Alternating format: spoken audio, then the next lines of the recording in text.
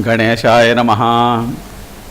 భగవద్ దర్శనానికి కార్య సాధనకు కూడా వైదిక ధర్మము, తాంత్రిక ధర్మము అను రెండు ధర్మాలు అనాదిగా మన దేశంలో వాడుకలో ఉన్నాయి.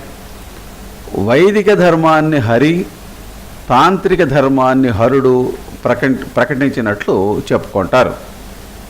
హరిహరులకు అభేదం ఉన్నట్లే తాంత్రిక వైదిక ధర్మాలకు కూడా విరోధము లేదు.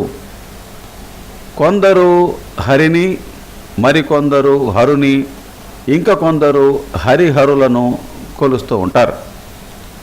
అలాగే తాంత్రిక ధర్మాలను, వైదిక ధర్మాలను, మిశ్రమ ధర్మాలను ఆచరించేవాళ్ళు మనలో చాలామంది ఉన్నారు. ఈ విషయాన్ని భాగవతం 11వ స్కంధంలో మనం చూడవచ్చు. వైదికః తాంత్రికః మిశ్రః ఇతి మే త్రివిధో మఖః. వైదికః తాంత్రికో మిశ్రః ఇతి మే త్రివిధో మఖః.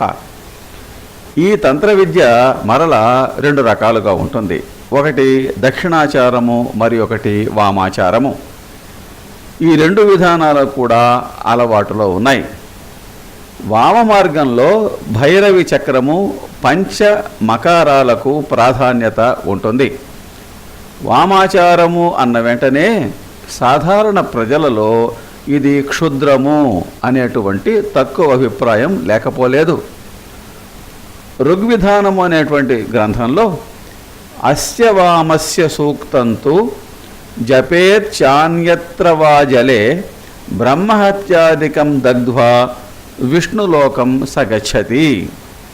ఈ వామ సూక్తాన్ని, వామీయ సూక్తము అనే దాన్ని పఠించడం వల్ల విష్ణులోక ప్రాప్తి అనేది చెప్పబడి ఉంది.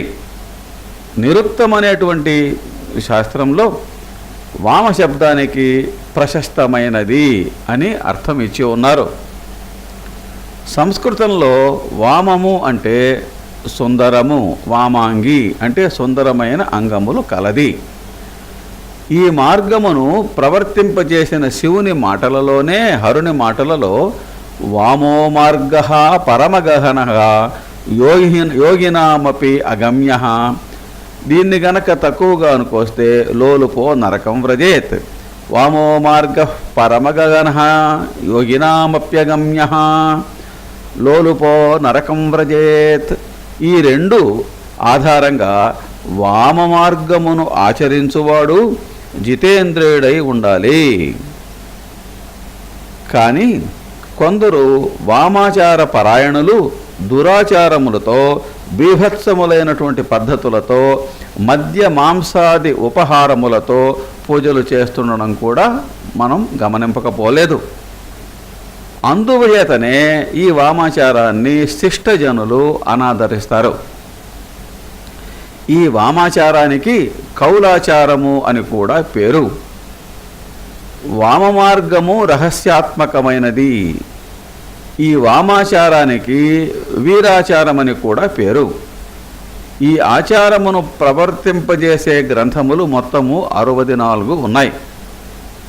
మద్య మాంసాది సేవనము చేయువారు రజస్తమో గుణ ప్రధానులుగా ఉంటారు. ఆధ్యాత్మిక దృష్టితో చూస్తే మద్య మాంసములు సేవించువారు హీనంగా చూడబడుదురు. అందుచే ఇందు చెప్పబడిన మద్య మాంసాదులకు తప్పక వేరు అర్థం ఉండును.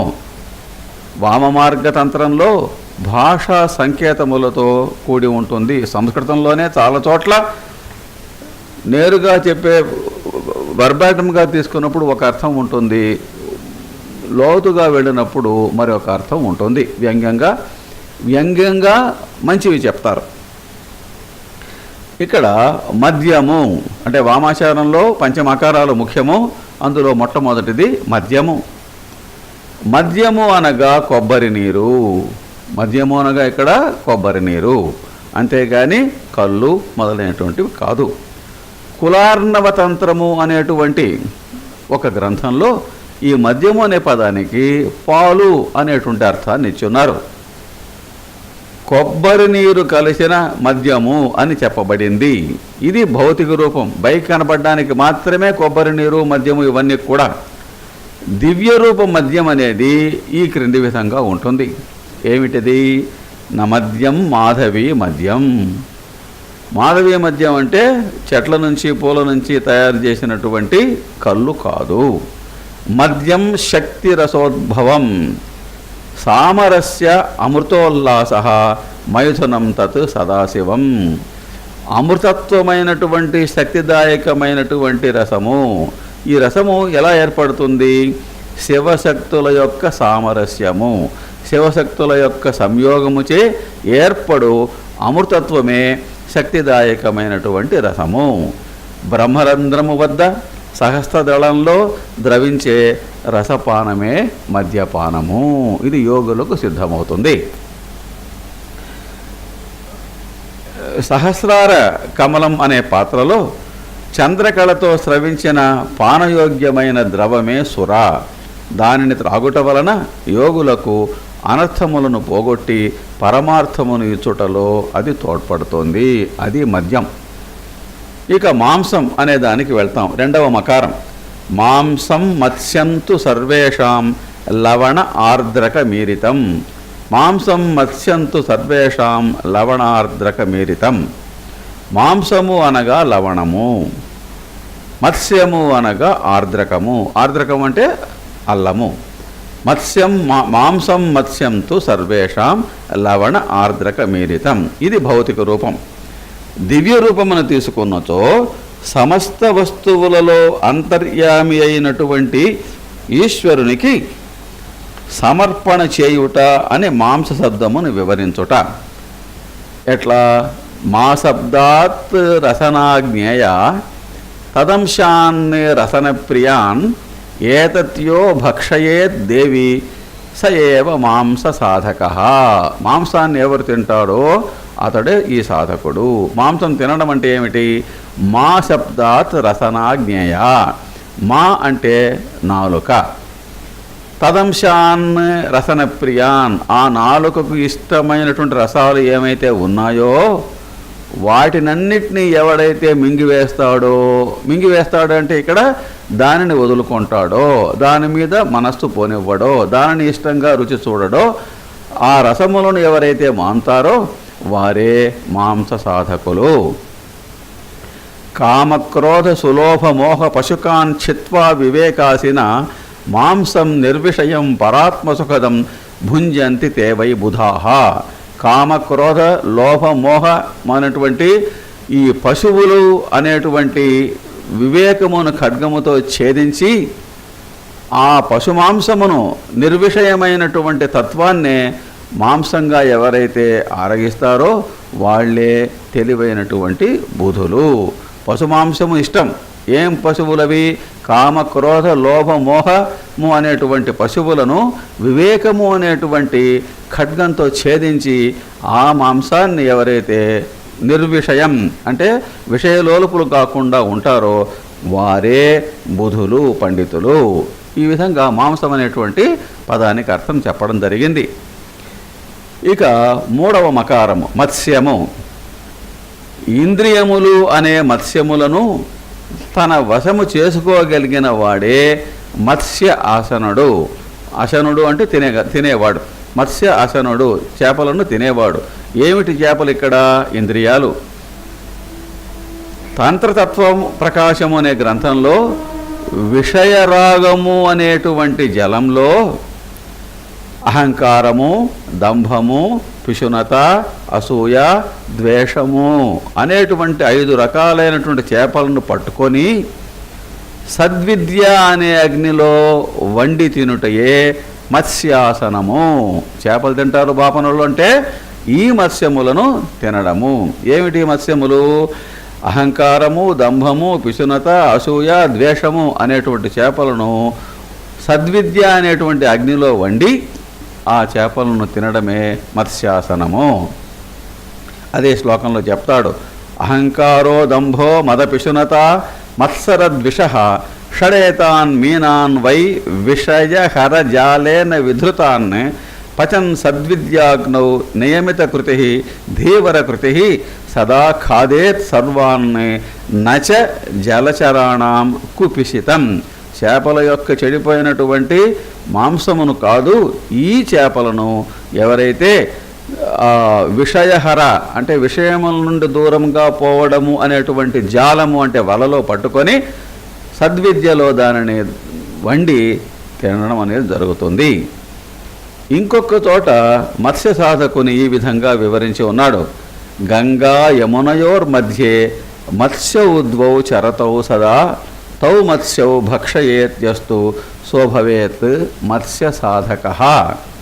గంగా యమునయో మధ్యే, గంగా అనేటువంటి నది, యమున అనేటువంటి నది, ఈ రెండిటికి మధ్య సంచరించేటువంటి ఈ రెండు రకాలైనటువంటి మత్స్యములున్నాయి. వాటిని ఎవడైతే సాధిస్తాడో, వాడెవడైతే భక్షిస్తాడో అతడే మత్స్య సాధకుడు. గంగా యమునలు అనగా మానవ శరీరంలోని ఇడ పింగళ అనే నాడులు. వాటిలో ఎప్పుడూ సంచరించే రెండు చేపలు శ్వాసము నిశ్వాసము. వాటిని మృంగి అంటే ప్రాణాయామం చేసి అడ్డగించేవాడే మత్స్య సాధకుడు, అంతేకాని నిజముగా చేపలు తినువాడు కాడు. ఇక ఇంకొక మకారం, ఇది ముద్ర. తరువాతి మకారము ముద్ర. ముద్రలను గురించి గురుముఖతః తెలుసుకొని దేవిని సాధింపవలెను. యోగిని తంత్రములో ముద్రలను గురించి ఈ క్రింది విధంగా చెప్పి ఉన్నారు. భ్రష్టధాన్యాదికం యచ్చ చర్వణీయం ప్రచక్షతే. సాముద్రకులార్ణవ తంత్రంలో కూడా క్రింద రాలిన ధాన్యములు, వడ్లు మొదలైనవి ముద్రగా చెప్పబడినవి. వాటిని ఆహారంగా తీసుకోవడం. దివ్యార్థంలో తీసుకున్నామంటే చెడును వదిలివేయుటయే ముద్ర సాధకత్వము. తంత్రతత్వ ప్రకాశం అనే గ్రంథంలో అతృష్ణ, జుగుప్స, భయము, ఘృణ, అభిమానము, లజ్జ, కోపము అనేటువంటివి 8 ముద్రలు. తృష్ణ, జుగుప్స, భయము, ఘృణ, అభిమానము, లజ్జ, కోపము, ఈ 8 ముద్రలు కూడా సత్కర్మరతుడైన మానవుడు బ్రహ్మరూపమైన అగ్నిలో వ్రేల్సవలెను. ముద్ర అను పదమును ఈ విధంగా వివరించడం జరిగింది. ముదం కుర్వంతి దేవానాం మనాంసి ద్రావయంతి చ తస్మాత్ ముద్రా ఇతి ఖ్యాతః దర్శితవ్యా కులేశ్వరి. ముదం కుర్వంతి దేవానాం, దేవతలకు అది ఆనందాన్ని ఇస్తుంది. అలాగే మనాంసి, ఎవరైతే అమ్మవారిని గురించి ఉపాసన చేస్తారో వారి యొక్క మనస్సులను ద్రవింపచేస్తుంది. కాబట్టి దీనికి ముద్ర అని పేరు. చివరిది మైథునము. మైథునము అంటే సాధారణంగా స్త్రీ పురుష సంపర్కాన్ని మైథునము అంటాం. కానీ ఇక్కడ ఎలా ఉందో చూస్తాం. తాంత్రిక పరిభాషలోని ఈ పదానికి సాధారణ భౌతిక చర్య అర్థము చెప్పుటగా జరిగినది. అందుచే విపరీత వ్యాఖ్యలు జరిగినవి. యోగిని తంత్రంలో సహస్రారోపరి బిందౌ కుండల్యా మేళనం శివే మైథునం నయనం దివ్యం యతీనాం పరికీర్తితం. సహస్రదళ పద్మంలోని బిందువుతో కుండలిని యోగం చెందడాన్ని మైథునము అంటారు. స్త్రీ పురుషుల కలయిక మైథునము. సహస్రార బిందువు శివుని స్థానము, శివుడు పురుషుడు, మూలాధారమునందలి కుండలి శక్తియే స్త్రీ. ఈ స్త్రీ పురుషుల సంగమమే మైథునము. యోగుల పరిభాషలలో సుషుమ్నా నాడితో ప్రాణము యొక్క కలయిక మైథునము. ముక్తాత్ముల అభిప్రాయంలో పరాశక్తి ఆత్మతో కలవడమే మైథునము. యానాడీ సూక్ష్మరూప పరమపదగత సేవనీయ సుషుమ్నా సాకాంత లింగనార్హ న మనుజ రమణి సుందరి వారయోషిత్ కుర్యాత్ చంద్రార్కయోగే యుగ పవన గతై మైథునం నైవ యోనౌ యోగీంద్రో విశ్వవంద్య సుఖమయ భవనే తాం పరిష్పజ్య నిత్యం అని భైరవయామలంలో చెప్పబడింది. ఈ విధంగా మైథునం అనేటువంటి పదానికి సుందరమైనటువంటి స్త్రీతో సమాగమం చెందడం కాదు. ఇక్కడ సూక్ష్మరూపమైనటువంటి నాడి ద్వారా సా కాంతాలింగనార్హ కుండలిని వెళ్ళి శివునితో అక్కడ పరిష్వదించడమే మైథునమని చెప్పాల. అందుచే వామమార్గం అనేది క్షుద్ర ఉపాసకుల ఆచరణలో ఉన్న రీతిలో దుష్టమైనది కానీ హేయమైనది కాదు. విజితేంద్రియుడైన బ్రాహ్మణుడే వామ మార్గమును ఆచరించుటకు అర్హుడు. సాధారణంగా వామ మార్గం అంటే క్షుద్ర ఉపోసన చేస్తారే వాళ్ళే ఎక్కువగా మనకు కనపడుతుంటారు. కానీ వామ మార్గాచరణానికి బ్రాహ్మణుడే, ఆ బ్రాహ్మణుడు అంటే జన్మతః బ్రాహ్మణుడు కాదు, విజితేంద్రియుడైనటువంటి బ్రాహ్మణుడే అర్హుడు. అంధుడు, నపుంసకుడు, మగవాడు అయిన బ్రాహ్మణుడే దీనికి అర్హుడు. ఈ పంచమకారాలతో సాధించేటువంటి ఈ వామాచారాన్ని ఎలాంటి బ్రాహ్మణుడయ్యా? అంధుడు, గుడ్డివాడుగా ఉండాలా, నపుంసకుడుగా ఉండాలా, మగవాడుగా ఉండాలా, అటువంటి బ్రాహ్మణుడు మాత్రమే దీన్ని సాధించగలడు. ఈ అర్థం ఈ అంధత్వము, నపుంసకత్వము, మూగ ఈ మూడింటికి వివరాలు ఇస్తున్నాడు. పరద్రవ్యేషు యో హ్యంధః, ఎవడైతే ఇతరుల వస్తువులకు ఆశపడడో, ఇతర వస్తువులంటేనే మనకొద్దని కళ్ళు మూసుకుంటాడో వాడు అంధుడు. పరస్త్రీషు నపుంసకః, తన భార్య తప్ప ఇతర స్త్రీల జోలికి ఎవడైతే వెళ్ళడో అటువంటి వాడిని మాత్రమే ఇక్కడ నపుంసకుడు అని పిలుస్తారు. పరాపవాదే యోముఖః, ఇతరులు ఎవరైతే నిందించకుండా ఉంటాడో, తను దూషించినా కూడా నోరు మూసుకొని ఉంటాడో వాడు మాత్రమే మూకః, మోగవాడు. అలాగే సర్వదా విజితేంద్రియ, ఎల్లప్పుడూ కూడా జితేంద్రియుడే ఉండాల, అన్ని ఇంద్రియములు తన కంట్రోల్లో ఉండాల. అటువంటి తస్యైవ బ్రాహ్మణస్య, అటువంటి బ్రాహ్మణుడికి మాత్రమే వామే స్యాత్ అధికారత, వామాచారంలో అధికారం ఉంది, వాడు మాత్రమే అర్హుడు. భావచూడామణి అనే గ్రంథంలో వామ మార్గమును పూజ చేయుటకు అధికారం గల వ్యక్తిని ఈ క్రింది విధంగా వర్ణించి ఉన్నారు. తంత్రాణామతి గూఢత్వాత్ తద్భావోపి అతి గోపితః, తంత్రము అంటే రహస్యం, తంత్రం అంటేనే రహస్యం. ఆ తంత్రము అతి గూఢంగా ఉన్నందువల్ల అందులో వివరాలు కూడా, విషయాలు కూడా చాలా గోప్యంగా ఉన్నాయి. బ్రాహ్మణో వేదశాస్త్రార్థ తత్వజ్ఞ, ఏ బ్రాహ్మడైతే వేదములను, శాస్త్రములను, వాటి యొక్క విషయాలను, తత్వాన్ని తెలుసుకొని ఉండి బుద్ధిమంతుడుగా ఉండి వశీ, ఇతరులకు లొంగకుండా తన ఇంద్రియములను తన కంట్రోల్లో పెట్టుకోగలిగినటువంటి వాడు గూఢతంత్ర అర్థభావస్య, రహస్యముగా ఉన్న విషయాలన్నీ చక్కగా తెలుసుకోగని నిమర్థ్య అంటే బాగా చీలికి అందులో విషయాలన్నీ బయటికి తీయగలిగినటువంటి పనిలో సమర్థుడైనటువంటి వాడే వామ మార్గానికి అధికారుడవుతాడు.